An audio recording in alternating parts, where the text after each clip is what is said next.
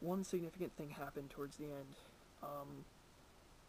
I saw a display of myself, what I deemed an alternate self, very, again, CGI, but sort of like more basic, structured out of like pointy hair, but on like a ball head, pointy arrow-shaped torso, balls on the shoulder joints and the elbows. All my torso and everything was silver, and my head was black, and I saw myself from behind. And even then, it wasn't really like seeing like some of the other stuff was. It was more of an impression. Like I felt like this is the way that I appeared in this realm,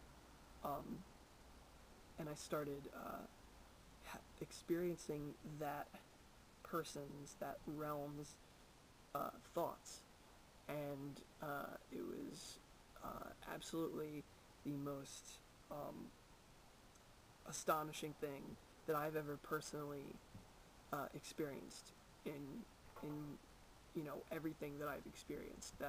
This is still number one in its intensity, because I felt like my entire personality was replaced with this other personality. Like, the way I usually explain it to people is, how you're you, because you have this catalog of your personality traits and your experiences. You don't ever have to test yourself and say, like, when did I lose my first tooth? Who was my second grade teacher? Whatever. I didn't do any of that, so I didn't bring back that information. I can't tell you anything about this person, but I can tell you that the way my thoughts were structured and the way my personality was, I felt 100% different. My catalog of experiences was nowhere to be found, but this whole other brand new catalog was there. But it didn't necessarily feel brand new because I felt like it was familiar.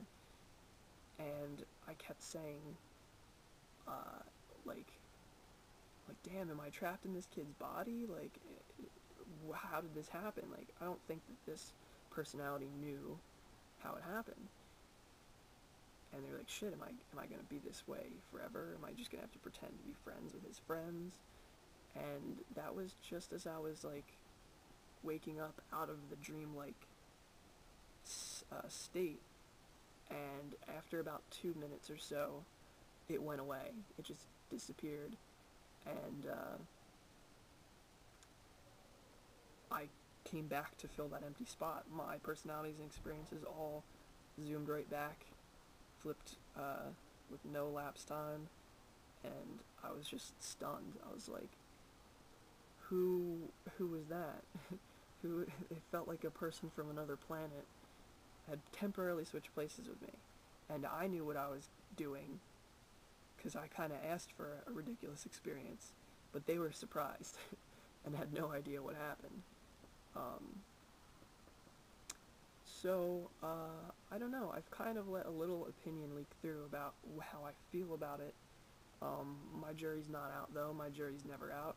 I don't I don't ever conclude things, but I will say that is an extremely interesting experience. If anybody who might see this is interested in doing it, first of all, obviously check with the legality in your state, because they are cracking down for some reason. I think this thing should be researched like